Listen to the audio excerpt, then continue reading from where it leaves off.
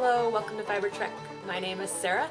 I am in northern Maine, or I should say back in northern Maine. For those of you that are familiar with the podcast, you know that I travel for work and come home to this area usually on Fridays. Well, now that we're losing light, I used to drive up Thursday nights, but I don't like driving. There's a large stretch of road that I end up driving in the dark, and that is not populated, and if it is populated, it's usually four-legged critters, and I'm just not comfortable driving at night in that area. So I go home to my mom's, I enjoy my evening, and I get up early on Friday, and I drive up, and I get to enjoy the beautiful views of the woods and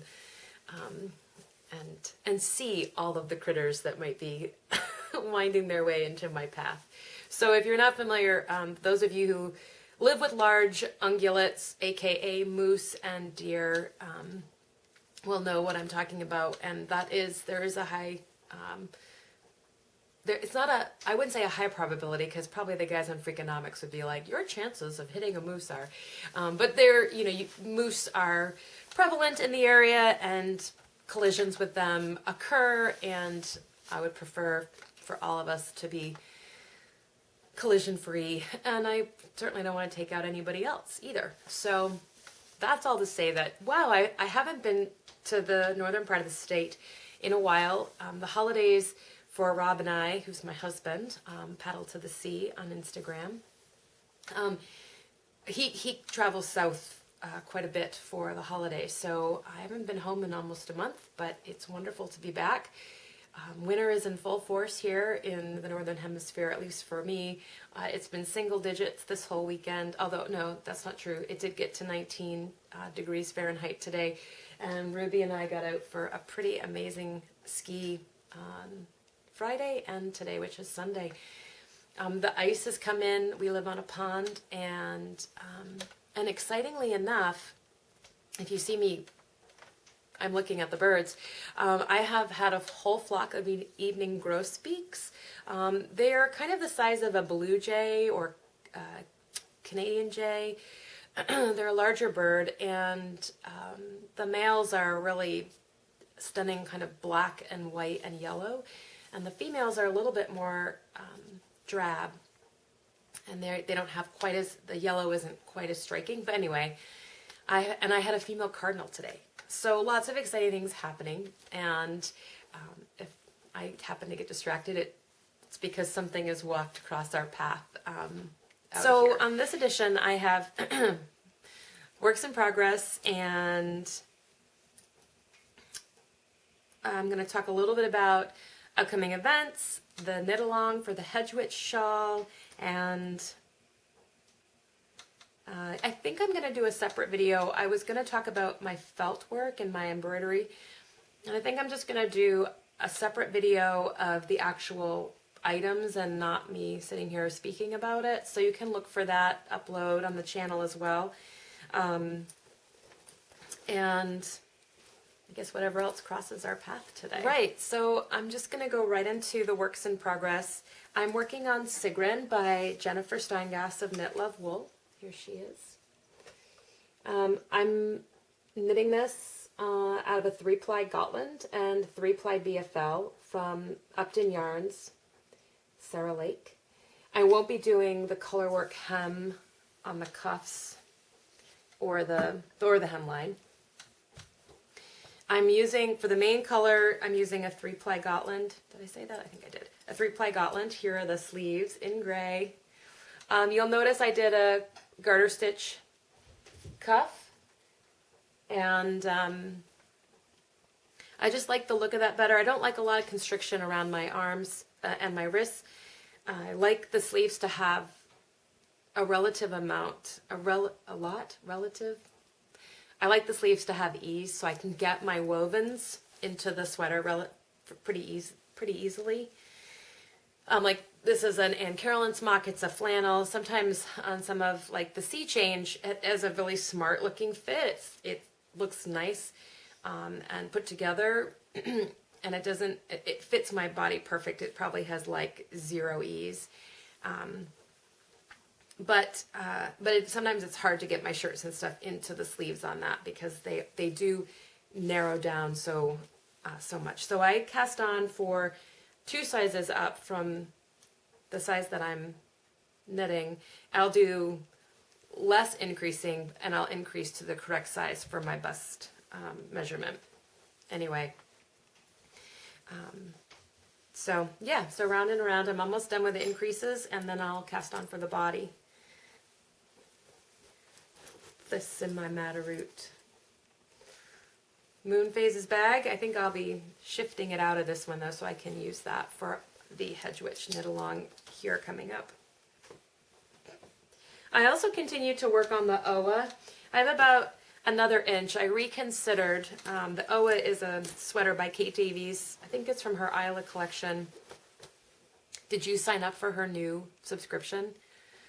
I did. I got the standard. I think it's called Knitting Seasons. And she does a really nice job explaining kind of the concept on her blog. And also she did on her Instagram feed. So if you're interested in what she's up to for the new year, I'd recommend heading over there. I really enjoy that subscription from her. I've done it for the West Highland Way and for Isla, and I think Buchel I actually got a kit. But I like that little January, February, March excitement each week, and then of course there's 2 books included in this subscription. So anyway, the Oa by Kate Davies, and here it is. I decided I'm going to knit another inch. Originally I had thought that I had reached the length that I wanted, but when I tried it on, I felt like another inch might be nice to have, you know, if you're sitting down and you just want that extra coverage. It's outerwear. It should have coverage and be comfortable for movement. So I'm going to add another inch to the length, and then I'm going to cast on for the sleeves. So that's still on the go. So primarily I have one other project that I'm working on, and it is out of Orkney Tweed. It's the Kelpie Shawl by Jared Flood. It is a hap construction in nature, and here it is. So I picked up this yarn when I was in Orkney from, why does her name now elude me? Orkney Tweed. She has an Instagram feed as well as a website, and she's collecting fleeces in Orkney, and she's having them milled and both into yarn and as well as put into tweeds. I've talked a little bit about it. I have one of her blankets, and she has beautiful tweed fabrics, which she was hesitant to sell me a yard for sewing, but I picked this up, and this is what I have. This is the center triangle. Eventually, as the triangle gets bigger, I'm going to pick up and do an applied edge. And I haven't figured out, I mean, I've got some thoughts on what I'm going to use for the colors in between on that kind of wave pattern. So this is really nice evening knitting after school, as are the sleeves. Like I need to come home and not be engaged in too much intellectual capital. I've already spent it all, and so I like just being able to sit down and pick it up, and I don't need to reference anything, and I can just enjoy the yarn. That's really it for what I've been working on. I found this old work in progress, and I really want to finish it, and I guess I just thought I'd share it with you because it was sitting here. This is the Norland hat, and it's by Sarah Birch. I saw it pop up in the Hot Right Now on Ravelry, and I was like, oh man, I had been working on that, and I'm using Gotland Gray. I'm using their fingering weight yarn from their Gotlands in Maine, and it really just reinvigorated my interest in getting that done. It's light gray and charcoal, and let me see if I can just find it to show you, because it really is a beautiful pattern, and it might be inspiring to you.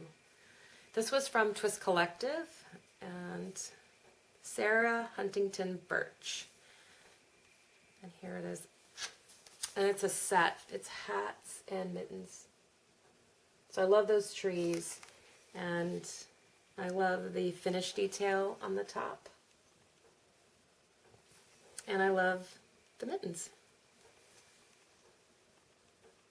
So just, yeah, I mean, just a really interesting take on the color work with the cable as well as the traditional patterns, snowflakes. So I don't have a lot done, but I thought I would haul it out, put it out there, get it on my consciousness, get it on the podcast.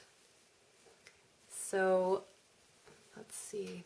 It's a little bit tight on these needles, so I'm kind of hesitant to pull it apart. But you can see just the beginning of my cable tree right here. So anyway, I was inspired to pull this out and get it back on the rotation. I don't have a lot of unfinished projects. I have this one, and I have a Lucy Haig shawl talisman, and I have, I don't know, maybe a quarter of it done. It's a intricate Celtic cable shawl.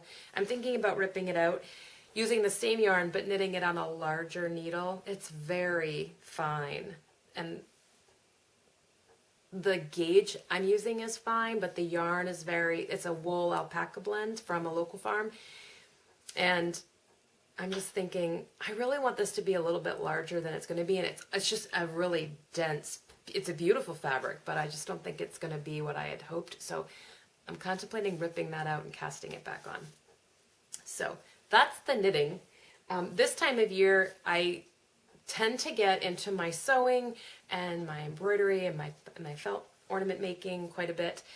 So I'll talk a little bit about that, and I think a separate video I'm going to do about my materials and things like that. So stay tuned for that. So I'm really excited about the knit along with Nicole of the Gentle Knitter podcast. We've decided to knit from the cold moon, December 22nd, which is the first full moon in December, to the first full moon in January, which is the wolf moon. A little extra special magic is it's going to be a lunar eclipse.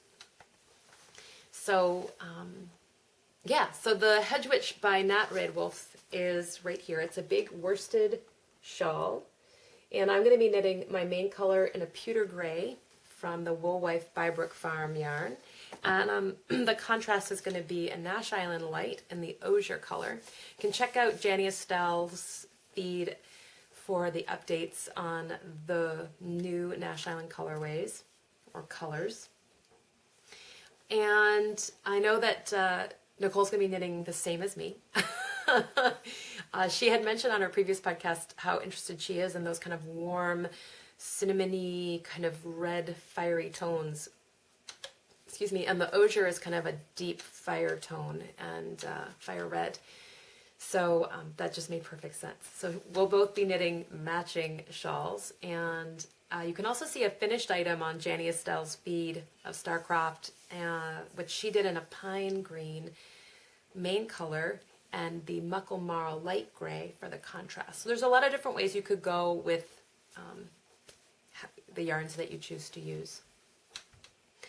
So like I said, we'll be knitting this through a moon cycle. I love the idea of aligning this to the moon, the waxing and waning, and I think that's a really nice message to lean into. I know that we can often get stuck, or I can get stuck. It's a function of, anxiety, what have you. And so recognizing coming and going, in and out, just like the breath, that's really helpful. And so I like that there's handwork, the moon cycle, and there's can be a little bit of a deeper element. If you want to go there, you can knit a shawl if you want, or you can use this as a little bit of that, or an inward time, that introspection time. That's what the dark winter, at least for me, is about. and the concept of the dark. I know that Selma of the Little Big Knits podcast talked about productivity on her latest episode, and getting caught up in that constant,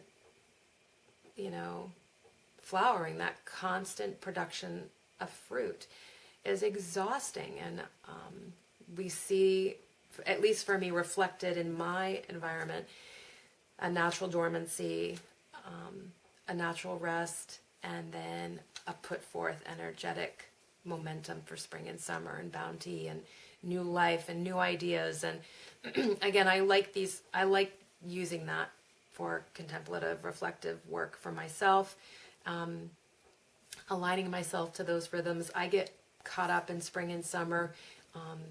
I am a fall, winter gal, and transitions are hard for me. And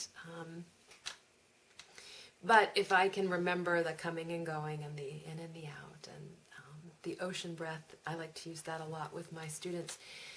In and out, come and go, wax and wane, get unstuck. So I find that really helpful to look around for those types of messages and get outside of myself. So so that concept of a bit of dormancy and a bit of rest, so you can kind of reinvigorate for what's coming, I think is a helpful message for when we get worn out and stretched thin and we feel reclusive. And so anyway, I don't often share a lot of my kind of spirit practice or spirit life here on the podcast, but I thought this was a nice introduction to that. I also use quite often this deck. This is the Wild Unknown, and by Kim Kranz, and this is an animal spirit deck. I have for a very long time used the Medicine Wheel, and this is by, I've used this a long time, Jamie Sams and David Carson, and the illustrations are by Angela Wernicke. This comes with this set of cards. This has a deck. And then Wild Unknown published this deck last year, and I picked it up, and I really appreciated it in my life. But the illustrations are just really beautiful. And I love being reminded of this natural world on a day-to-day basis. I primarily use the decks for framing questions, things that might be bothering me, a problem, friendships, relationships, things that are great, creative work, where do I want to go, what do I want to do. So big, deep questions, or, hey, I'm feeling awesome today. What should I be looking for? How can I amplify this, this feeling of joy that I have? And so I just really use the cards to springboard off of that, to maybe help me see something I hadn't seen, or give me a theme to focus on if I'm feeling unsettled. So I really appreciate both of these decks for that work. But anyway, we all have opportunities around us to get messages in whatever forms that we can interpret them. And this happens to work really well for me.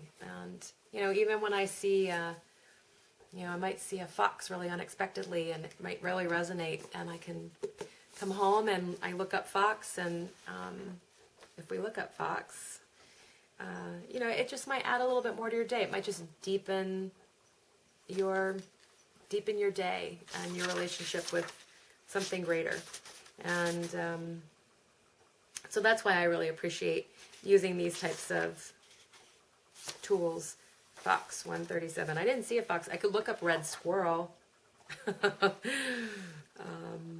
So fox is all about camouflage. It says, if fox has chosen to share its medicine with you, it is a sign that you are to become like the wind, which is unseen, yet is able to weave into and through any location or situation. So it's just a fun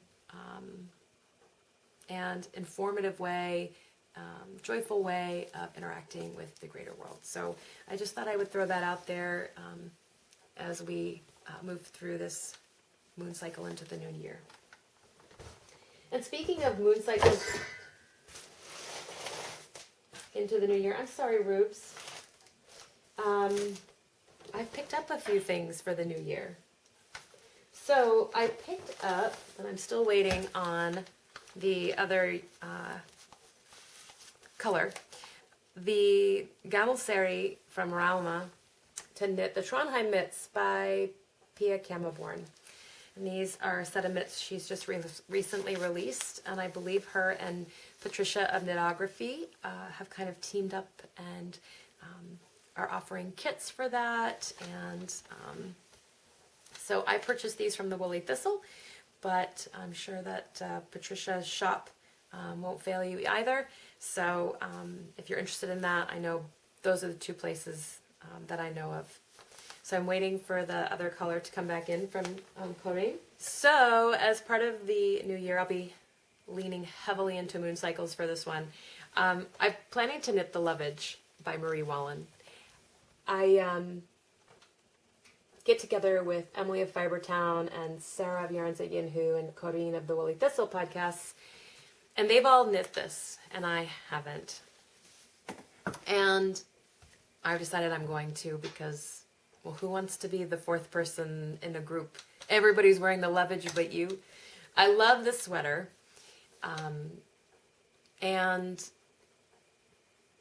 I was slightly, I wasn't intimidated. I was kind of like, about picking out colors. And so what I did to solve that problem is I said to Corinne, I'm like, just send me the spitting image of yours.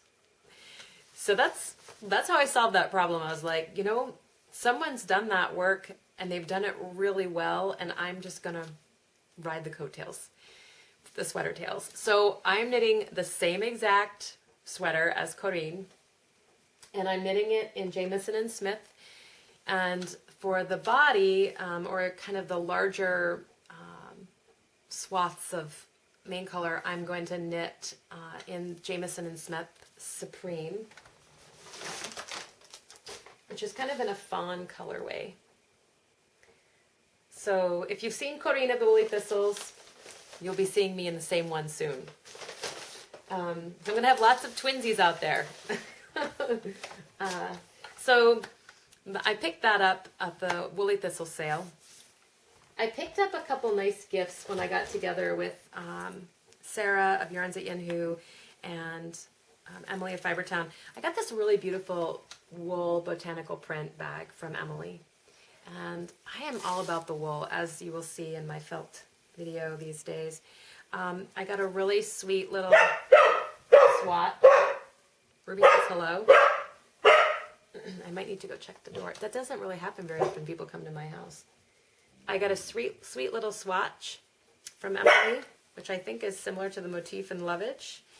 And I got this amazing lip balm from her. It's a huckleberry something, and I've been addicted to it. I'm just going to pause and check my door. Luckily, it was nothing, because who wants someone coming to your door unexpectedly in the North Woods? So I also received the Forager vest. Sarah made each of us a vest. This was from Making, I believe, might have been Taproot. I can't remember which publication. And it's by So Liberated. It's got these great large pockets, which are canoe paddles. And I love the blue ticking.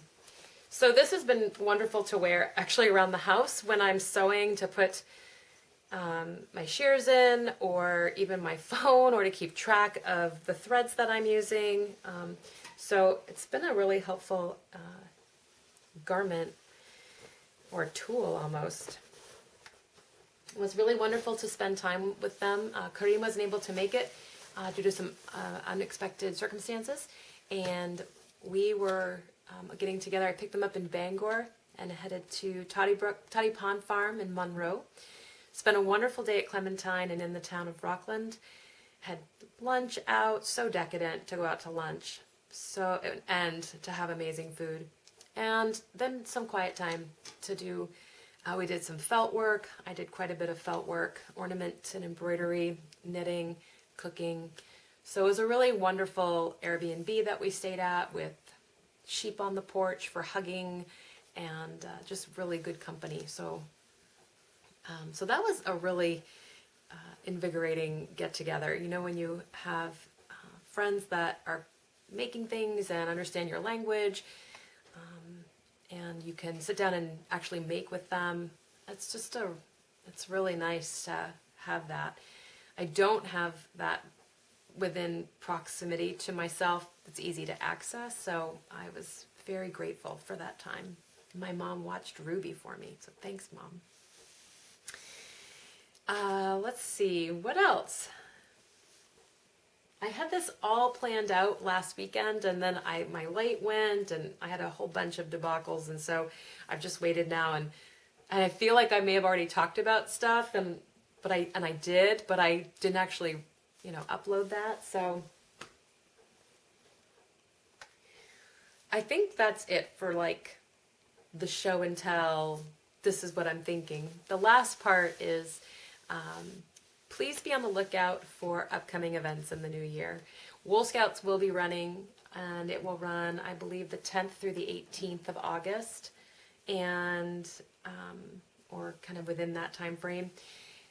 That hopefully will be going out the 1st of January, and you can contact me regarding signups. If you're interested to know when that is released, I would recommend following me on Instagram as well as the blog.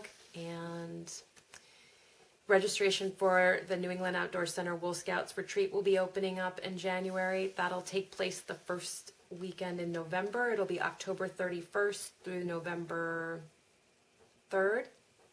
We had to change weekends this year, and there might be a couple other fun stuff up my sleeve for 2019 and travel. I am looking forward to taking myself to Scotland in March for Edinburgh Yarn Festival. I am looking forward to taking Rob to Gotland to visit Dennis and Pia in April, and I am looking forward to heading back to Scotland to Orkney for June and shearing. I will not be doing the Machiasport retreat this year. I needed to just open up a bit of my summer to make sure I could get to the farm and also get back and see my family and spend some time in my home base. So I've let that go, and I believe Jody of One Lupin is continuing with it. I think that's it. And I'm going to now say a fond farewell. And wherever your fiber, sorry, I had to think about that for a minute, didn't I? And wherever your fiber treks may take you, may you return home safe and with lots of soulful stash. I'll see you next time. Bye.